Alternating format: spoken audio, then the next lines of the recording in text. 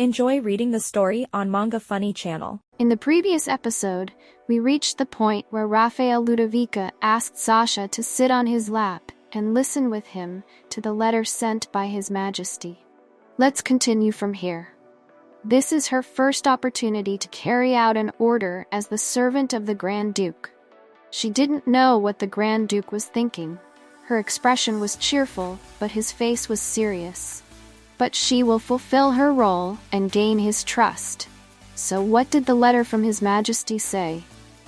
At this point, the butler took out the letter. But in his mind, he thought, it seems the rumors are true. The Grand Duke really does prefer men, and His Majesty orders that the contents be executed immediately upon confirmation. He thought the Emperor was making a bold move. She looked up at his face and thought, what is going on? The Grand Duke's attitude has become more firm. He told the butler to inform the Emperor not to worry. The order will be carried out without issue. She tried to glimpse at the letter out of curiosity. What could have been written to make him react this way? She glanced at the letter, but it was strange.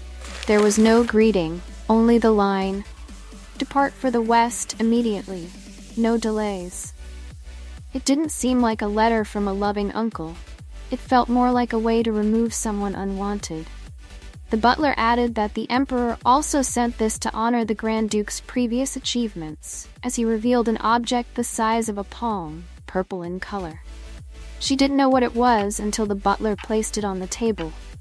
It was a magic recording device. At that moment, the device played a video of the Emperor saying, "To my beloved Raphael, it's been a while since the repression ended, and politics have been difficult, but no one is more suited than the hero of the Empire. I expect great results from your investigation into these ruins." She thought to herself, with such a precious magical device, something seems off. Why was he reacting this way? Everyone knows that despite losing his parents early, the Emperor has always loved and been proud of his nephew. Especially when the nephew returned victorious from war, the Emperor held a grand celebration in the capital square for him. Even the nation could see that the Emperor gave his nephew the greatest affection. But now, why was he sending him to the West? Moreover, the Grand Duke had just returned to his territory after years of training the knights. The letter and video showed the Emperor's forced and cold demeanor, pushing his nephew into danger with relentless orders. Could the Emperor no longer love the Grand Duke as before? But instead of testing him, if the Grand Duke refused the order to return, his loyalty could be questioned, and if he accepted, he might face unforeseen losses. Every choice leads the Grand Duke to disadvantage. Just like her sister, the butler would inform the Emperor that the Grand Duke had immediately departed for the West, which would please the Emperor. Talking about the palace reminded her of something. She blurted out without thinking about the mention of the royal family. She couldn't ignore it because it reminded her of her sister. So what was it? This Western expedition would also affect her plans, making everything different from what she had intended. With the Emperor's birthday approaching, he had said there was much to deal with. All right, this time she would help him. At this moment, he didn't understand what was happening. Neither did the butler. She then mentioned her birthday, which was a few days away, reminding him not to forget it.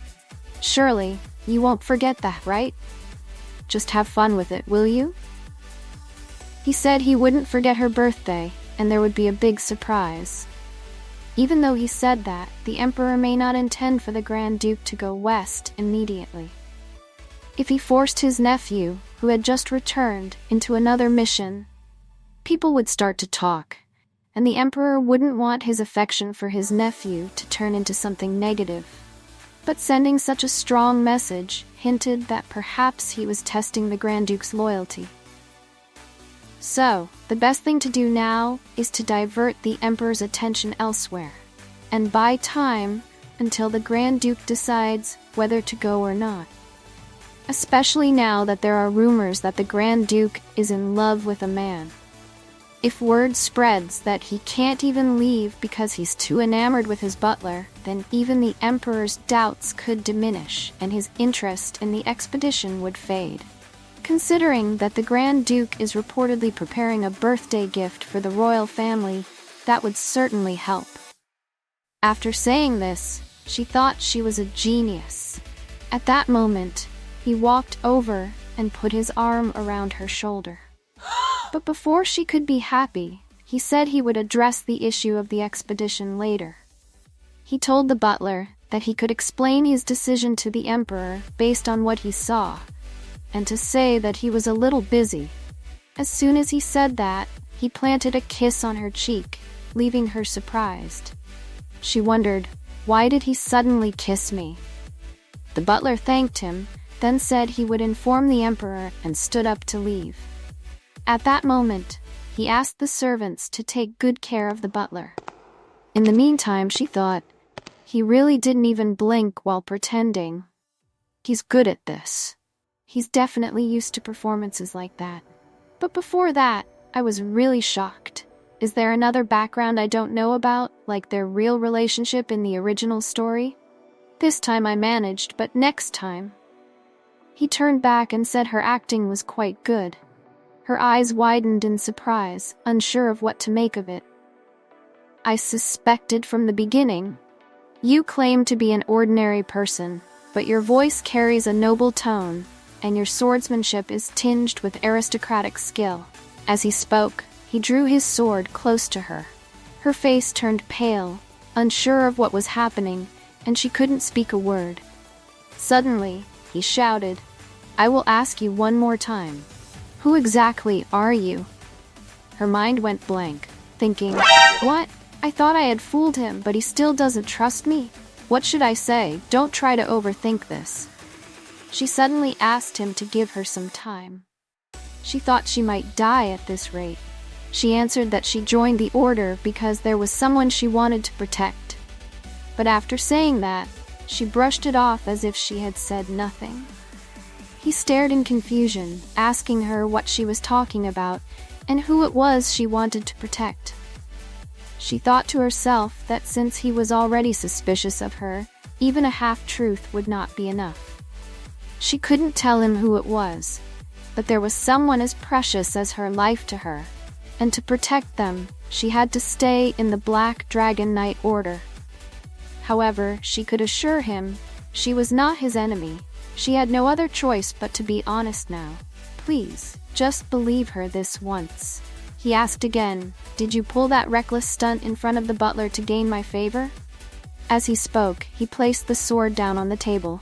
She replied, "It wasn't like that." He folded his arms and looked skeptical. She said, "You looked tired, so I did it." He asked in surprise why she would do that. He thought to himself, did the hero of the Empire really fall so far that he would need sympathy from a stranger of unknown origin? She waved her hands and said, "No, it's not sympathy, it's concern." He flatly rejected her offer of help. "Anyway, I don't need your help. Next time, stay away. I'll handle it myself." She moved closer to him and shouted, "Who can trust others for help? Do you understand? Let me know if you'd like further details or clarification."